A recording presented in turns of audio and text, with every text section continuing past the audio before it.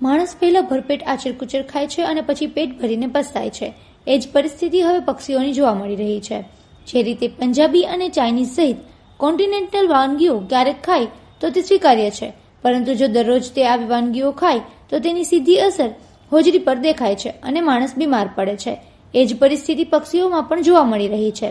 ચણાના લોટ અને તેલથી બનેલા ગાંઠિયા પક્ષીઓ ક્યારેક ખાય તો વાંધો નથી, પરંતુ જો દરરોજ તે ખાય તો તેનાથી તેની હોજરીને અસર થાય છે અને પાચન શક્તિ મંદ પડી જાય છે.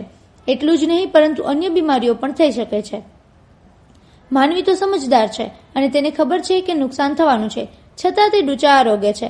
પરંતુ આ રૂપકડા પક્ષીઓ તો અજાણ છે. તેને ગાંઠિયા ખાવાથી શું નુકસાન થવાનું છે તેની પણ નથી ખબર.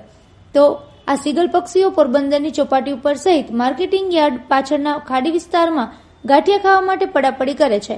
લોકો પુણ્યના પોટલા બાંધીને તેમને ભોજન આપી અન્નદાનનો અને પોરબંદરની મહેમાનગતિનો મહિમા ગાઈ રહ્યા છે, તો બીજી બાજુ તેઓ જાણીએ અજાણીએ પાપના પોટલા બાંધીને આ સીગલ પક્ષીઓને ગાંઠિયાનું ભોજન આપીને મોત તરફ લઈ જઈ રહ્યા છે.